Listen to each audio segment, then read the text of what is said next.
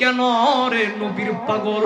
আমার নবী কামলিওয়ালা তো হাসরের ময়দানে উম্মতের হাড্ডিগুলা ভেঙে যাবে, হাসরের ময়দানে মাথার মগজগুলা বেরিয়ে যাবে।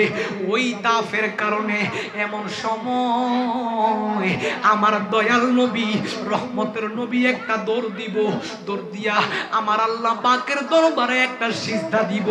আমার আল্লাহ কইব, বন্ধু আপনি সিজদা উঠান, আপনি সিজদা উঠান।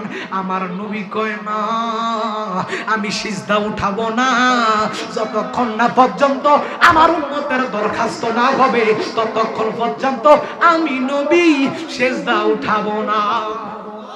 দুঃখের দিনের দরদি মোর নবী কামিলওয়ালা, নবী কামিলওয়ালা। দুঃখের দিনের দরদি মোর নবী কামিলওয়ালা, নবী কামিলি। তুমি আসবে জানি আধার রাতি, জ্বলবে চরক লা, নবী কামিলি। তুমি আসবে জানি আধার রাতি, জ্বলবে চরক লা,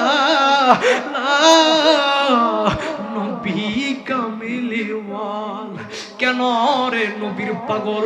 আমার নবী কামলিওয়ালা তো হাসরের ময়দানে উম্মতের হাড্ডিগুলা ভেঙে যাবে, হাসরের ময়দানে মাথার মগজগুলা বেরিয়ে যাবে।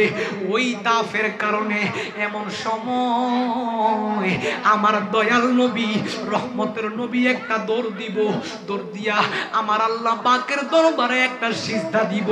আমার আল্লাহ কইব, বন্ধু আপনি সিজদা উঠান, আপনি সিজদা উঠান।